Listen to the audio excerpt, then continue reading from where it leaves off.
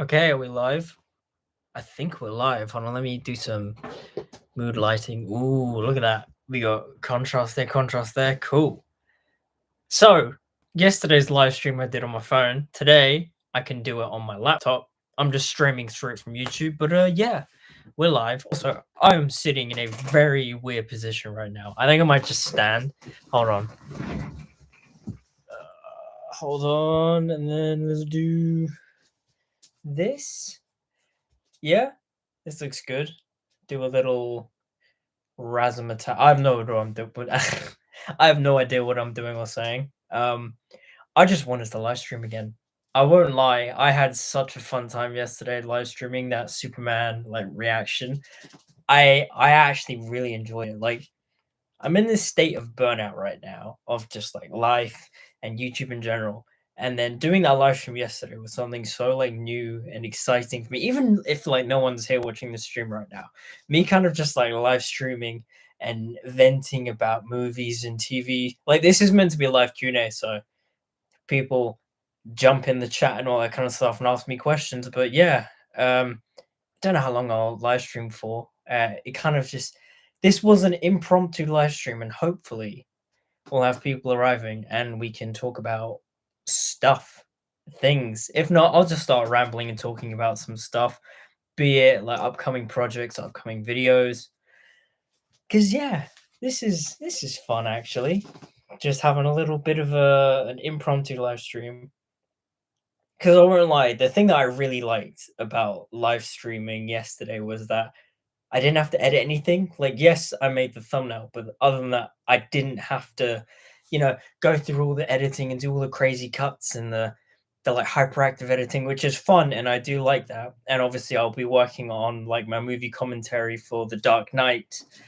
But Dark Knight Rises actually I've already done The Dark Knight. And yes, Warner Brothers back at it again with a copyright strike. It seems like Warner Brothers is like the only company that copyright flags my like movie commentary highlight videos. I don't know why they do that. It's kind of annoying, and also too, like it is like frustrating because it's like some of the videos are really good, and I wouldn't mind making a couple of little bucks off it because like they're clearly like commentary reaction videos, but like they don't like see it as that, even though like I've tried to dispute a couple in the past and they just ignore it straight away, and I'm like, how though? It's clearly reaction and commentary. I'm talking over it, but we move.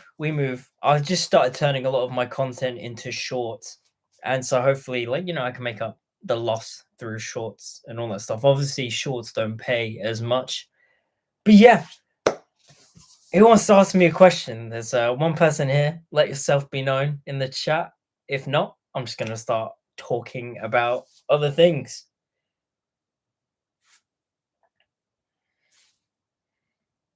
No? Okay. So what to talk about now? What to talk about now? I'm thinking about making a video on this, but like live action remakes really need to stop, or at least like they need to become way more innovative because I won't lie, I didn't watch How to Train Your Dragon. I was actually curious about watching How to Train Your Dragon, the live action remake. But then I say rewatched. I've never actually like sat down and watched the original How to Train Your Dragon. So I did.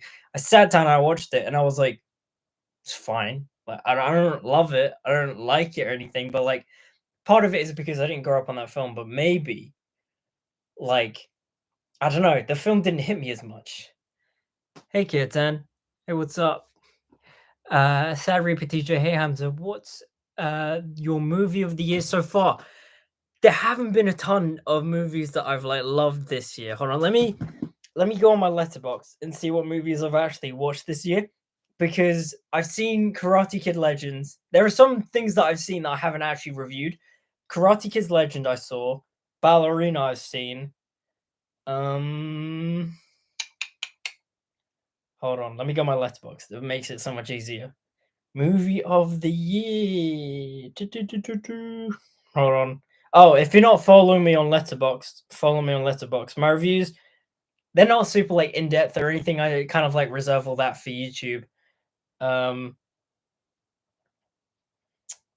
Oh my god, I'm like useless. Where the hell is my log? Okay, view more activity, recent activity.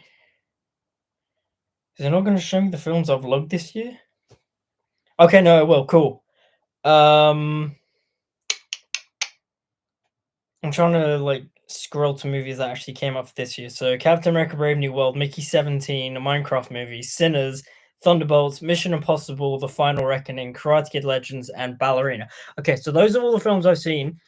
To answer the question, it's probably going to be Sinners, although I think Sinners is a very good film. I really like it. I'm not as like head over heels in love with it as everyone else is. Like, it's a good movie, and Ryan Coogler is a good director. Michael B. Jordan's performance is great. It's a good movie. I would either what did I give it? I gave it like a 4 stars. I liked it a lot. I just don't love it as much as everyone else did. Um, so yeah, Sinners is probably so far the movie of the year. Then Thunderbolts, actually. Like, I really liked Thunderbolts. I thought it was a really strong film. Um, though out of the things here, I think what I will say, the film that disappointed me the most was Mission Impossible: The Final Reckoning. Like, I'm a bit let down by that film. I love a lot of the Mission Impossible films from 4 onwards, right? And I think every Mission Impossible film that Tom Cruise and Christopher McQuarrie had done up until The Final Reckoning were incredible. And then I watched The Final Reckoning and I was like, this is kind of a letdown. This is not as good as the previous ones. And do you know what's funny? The other day, I came back from work and I was just like, do you know what? Let me just put on a movie just to chill. And then I put on Dead Reckoning. And like I watched like maybe the first like hour and a bit. So much better than the Final Reckoning. The Final Reckoning to me was like a massive step down, a massive letdown. It wasn't that good. And like you like I'm not even kidding. Like go back and watch Dead Reckoning and then go back and then watch the Final Reckoning afterwards. There's like a lack of source in the Final Reckoning. Like, don't get me wrong, the stunt work is crazy. Like Tom Cruise is like hanging off the plane and stuff, and he's like, look, it's all like real and stuff, and it's amazing.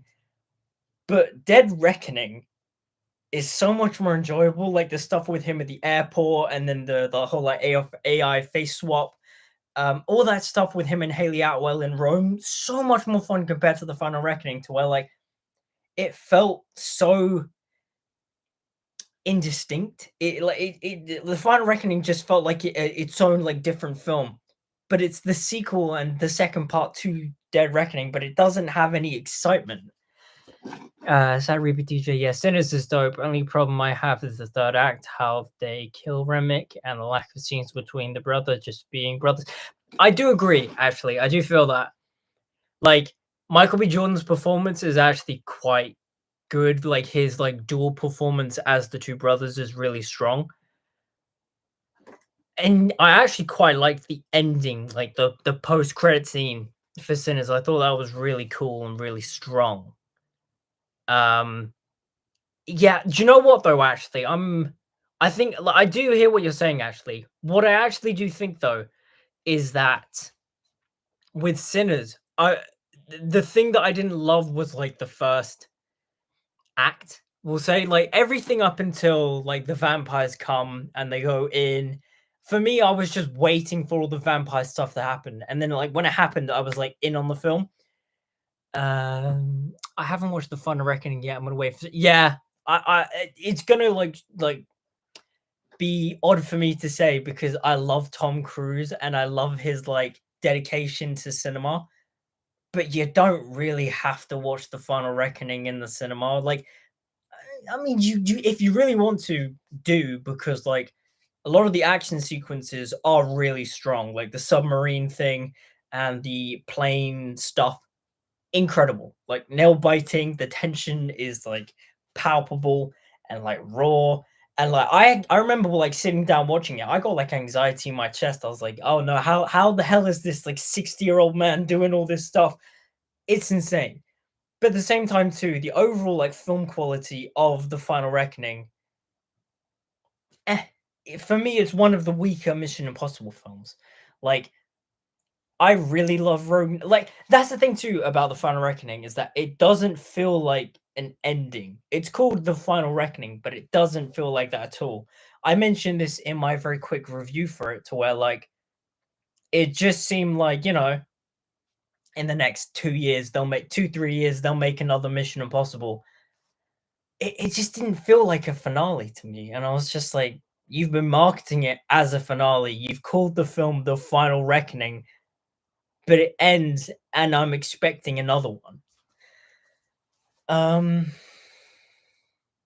what else actually? Oh, Ballerina. Now that I mentioned it, me and my friend Darren, who has been in a couple of my videos in the past and such. Oh, low battery on my Mac.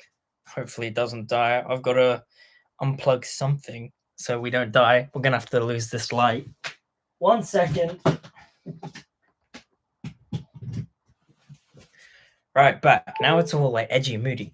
But yeah, what's I saying? Ballerina. So me and my friend Darren, who has been on the channel, he's been in a couple of my films, and he's going to be in my upcoming film, The Singer's Tale. Stay tuned. I'm working on it. I'm just sound editing right now. Oh boy, a little inside baseball about filmmaking. Sound editing is boring. Foley is fun. Foley is like replacing all like the footsteps and making all like the cool sound effects and the cool noises. But sound editing, which is like trimming all the bits of audio and making sure everything's all like mixed properly and is like at the right levels, it's boring. And that's what I'm doing right now. But yes, I saw Ballerina. I didn't mind Ballerina. I thought Ballerina was average. The action in it is really good. Anna de Armas is fine. She's not really given a lot to do. It's kind of as an action film, the action's really cool, but overall as like a film, it's not super entertaining in the sense like we get all the cool action, but like the story's a bit generic. And like John Wick shows up and yeah, Keanu Reeves has a cameo and all that kind of stuff, and it's all right. But Ballerina, it let me down a little bit. Like it felt like we were doing more of the same, and that's kind of like a recurring thing that I have with a bunch of like sequels in Hollywood right now. Is that it just feels like we're going through the motions, we're not innovating, we're just doing what people expect us to see. Sad Reaper TJ, sad to see two spy franchises end on a bad note. James Bond is the other with the ending that's like, oh really? You didn't like No Time to Die? I actually like No Time to Die. I've always been interested in how films are made, how much directors actually.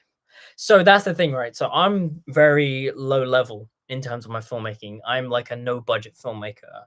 I pretty much do most of the stuff myself. Like even like the shooting and stuff, it's like I'll get my friends to shoot it, but like I'll teach them how to do it. But for the most part, at least from what I've like been told and from like what I've learned, directors are involved in like every stage of the filmmaking process. Though, like for example, like sound editing, like they're there going, yeah, everything sounds good. And they do like approve of like certain sound effects and stuff. But from what I can tell, they're not entirely present. Like this is just something that you hand off to somebody in like the sound department. They go off and they do their thing, and then the director just sits and watches the cuts and goes, "Yeah, sounds good, looks good. I don't have a problem with that." Like I feel like if something jarring is apparent, that's when the director goes, "Right, we need to fix this. We need to change this. I don't love how that sounds." Um, but yeah, filmmaking's fun. I mean, it can be, it can't be. Um, when you're being creative and making your own stuff, yeah, it's pretty fun. But yeah, filmmaking, I'm at a weird stage with it to where like I love doing it, but also I'm at the point now to where like I don't want to do everything, but at the same time, so I want to pay people for the work. So that's kind of like my goal with YouTube in a sense, is like I want to expand my audience. I want to get a bigger audience that loves the stuff that I love, but at the same time too has a different opinion because I get this like comment a lot about like reactions to certain trailers and stuff. Like recently with like my Superman trailer, I get told I'm either being too harsh, too negative, I'm critiquing too much. But the thing that I've always found is that like critiquing leads to improvement. Like there's a difference between being horrible and mean with your critiques, but then there's also like being constructive with your critiques. Like everything I label it Superman, be it the positive or the negative, I do it out of wanting the project to be better. Like visually, I think it's a downgrade to the stuff we've gotten like from the DCEU the past like 2 years, not 2 years, but 10 years. Like since Man of Steel, I don't think James Gunn's Superman looks better than Man of Steel from a visual standpoint. But again, too, I haven't seen the film. Like I'm more or less just like reviewing and judging a piece of marketing. I haven't seen the film yet. For all I know, the film comes out. I'm in love with it. I can accept the faults of the visuals, but who knows? Who knows? We have to wait till July. We have to wait one more month. Then Superman comes out, and it's either gonna be fine and forgotten, or it's gonna like change the landscape of everything. Um. So yeah, what was I saying before answering that? Filmmaking, ballerina. Yeah, yeah. We only critique because we want it to be great. No hate involved. When you make it big, I beg. Yeah, Saturday for TJ. Sure, free tickets. I'll be sure to get one of my various assistants when I'm at that big of a stage and get you some free tickets. Because yeah, why not? Gotta support the locals. Gotta support the homies. I don't know why I said that. Why the hell did I say it like that? Oh god. Yeah, Karate Kid Legends. Actually, I do want to talk a little bit about that. Then, so I saw Karate Kid Legends and I liked it. Don't get me wrong; it is not like groundbreaking cinema or anything. It's just Jackie Chan, showing up, being Jackie Chan. Everyone loves him on screen, and yeah, like it's all right. Like Ben Wang, I think that's the main kid's name. Really good. Like main star. The like love interest. I don't remember her name in the film or the actress's name. But the only thing I remember about the young actress that played the love interest was that she reminds me of Madeline Klein. Like she looks like Madeline Klein's younger sister, like identical younger sister. It was kind of funny. But yeah, there was nothing like mind blowing about Karate Kid Legends. I've not seen Cobra Kai. I think Cobra Kai, from like the clips I've seen, looks borderline unwatchable to me. It's just it's not my cup of tea, and that's something too actually. Kind of like linking this all back to like critiquing and Superman, all that kind of stuff. Just because I don't like it doesn't mean that you don't have to like it. Like if you like it, you like it. Whether or not we agree on whether or not visually it looks good or not, that's like up to debate. But like you can like things. Like I have like a lot of things that I like that people don't like, and they look at me like I'm crazy. To where I'm just like, yeah, I like this, and they're just like, what? What are you talking about? But like, you know, we have opinions. We're all different people. We all have different feelings towards art in a way. Like for example, my friend Darren, he hated Karate Kid Legends. I was like, Darren, it was fine. It was an average film. Like, yes, there were moments in it that was like edited like a YouTube video, but like other than that, it was all right. Like it's pretty generic as like a like fight film, like a boxing fighting type of film. It was all right. It wasn't like amazing or anything. Sad to say, I've only watched Karate Kid 1 and Jaden Smith 1. I actually liked as a kid. Cobra Kai is okay. It's not a must watch. So the thing about the original Karate Kid is that I have not seen that film in so long. Like I have seen it, but it's been like so long that I do not remember that film. So it's kind of almost like I haven't seen it, but I have seen it. I have seen it. I remember the third one more with the girl. The Jaden Smith one I remember seeing. I liked it. It's funny actually. This is kind of petty, but like I liked it up until like the end credits. where like the credits start playing and then they start playing Never Say Never by Justin Bieber. And I remember at the time just like irrationally hating it because they play Justin Bieber. I was like, I think I was like 10 or 11 or something. It's like I enjoyed the film a lot until the end. And then it's just like, never say never. And I'm like, okay, I'm out. I hate this movie. But no, from what I can like remember, I remember seeing like clips of it before Karate Kid Legends. It's a good film. I liked it. Um, but yeah, no, Cobra Kai, I can't get into it. Like my little sister loves it. I can't get into it. Like every time I walk into the room and she's watching it, I just see something on screen to where I'm just like, oh, this sucks. This is not good. The acting is not good. The filmmaking is bad. But again, a lot of people do like that show. It's just not for me. And I think that's something too. We'll add this into our like big overarching theme and debate about like art and filmmaking and all that kind of stuff. Just because I don't like it doesn't mean you don't have to like it. But at the same time, too, just because I don't like it doesn't mean that it wasn't made for a specific audience. Like, what's an example? For example, yeah, we'll use Superman. Superman's not made for me.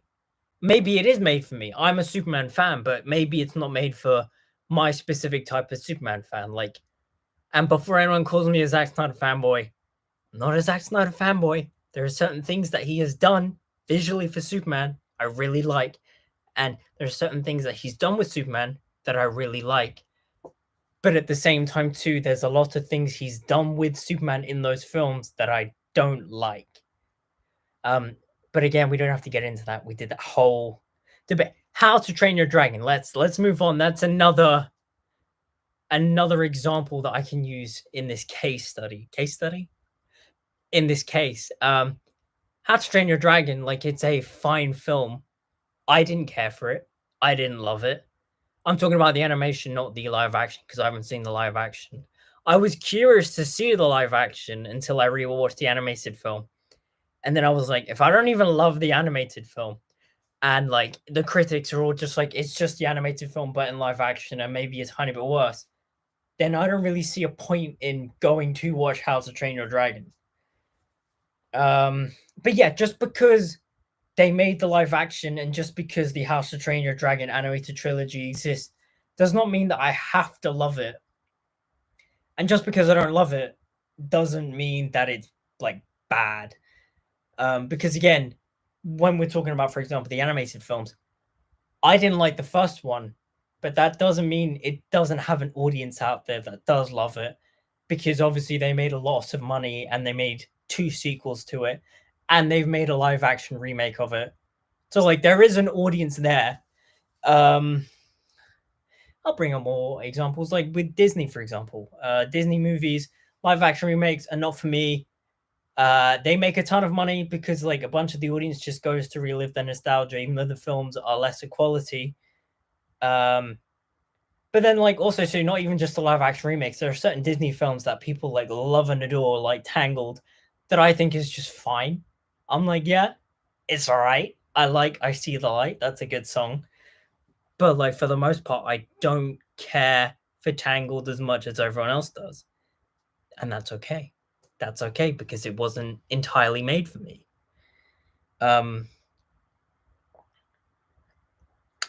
Never Say Never, Sadie Jariba. Never Say Never was my song while the sister was a believer. So the only thing I heard on stereo. Second, How to Train Your Dragon is the best. I haven't seen the third. That's the thing. Is like with How to Train Your Dragon, if the sequels come on like Netflix or something, I will watch it. Maybe, but that's only like passing. Like again, too, it's not like I'm dying. Oh, I have to watch How to Train Your Dragon 2 and 3. I do know what happens in How to Train Your Dragon 2 because I'm a bit curious like that. I did kind of watch like a bunch of videos. I remember watching Alex Myers videos on How to Train Your Dragon recently. So I know what happens in How to Train Your Dragon 2. And it sounds better than the first. One thing that I will say about the first How to Train Your Dragon that is like a pet peeve of mine when it comes to like fantasy things is that like it kind of like uses modern day terminology in a fantasy setting, um, which is kind of a pet peeve of mine. To where it's like, oh, we've set up this cool new fantasy world instead of like making it a bit more, wouldn't say like grown up, but instead of like, heightening up the language or something, just making it a bit more old timey ish. They kind of like go and like do the whole like modern day high school stuff, and I'm like, it's a pet peeve of mine in fantasy, because like I do feel like there are certain things that are set like a standard for like how to do fantasy, and I'm not saying that you can't break the standard, but only if you break it in a way that works. You see how contradicting talking about art is, to where it's like, just because it hits me in a different way doesn't mean that it doesn't entirely work. Like again, people love How to Train Your Dragon. I think it's just fine. But I think it's the magic and the beauty of art most of the time. Unless like certain like properties do a thing that I don't like, and then all of a sudden it's the worst thing ever. Like for example, the Wheel of Time TV show. Well, the Wheel of Time TV show has like a massive fan base. But for me, it don't work. For a bunch of book fans, it don't work. And for Amazon, it got cancelled. So yeah. Sorry, PTJ. Yeah, this is a middle. Yeah, there is a middle ground language. Can't go too far because no one is gonna understand what exactly. Yeah. Have I read Mistborn? I've not read Mistborn. I do have the audiobook for the first Mistborn book, but I am on like the last battle chapter of the Wheel of Time. And I'm not gonna lie, I'm not impressed with the last Wheel of Time book. I'll save that for my review. But like right now, I don't love the last battle. I don't love A Memory of Light so far. I wouldn't say that I'm ticked off, but part of me is kind of like underwhelmed by the whole thing. Cause like it's taken 13 almost 1,000 page books to tell this story, and we're getting up to the final battle in the Wheel of Time, and I don't care for it. I'm just like, really? You're gonna have like Rand go into the Dark One's prison, and he's gonna be met with like visions, and it's like, really, we're doing all this like generic like fantasy stuff that we see, not even fantasy stuff, we see it in like sci-fi stuff, we see it in everything, and I'm like, really? We're just going through these motions right now. Anyways, yeah, Wheel of Time, last battle book, mini rant aside. I can't call it a mini rant, it's more just like I'm disappointed with it.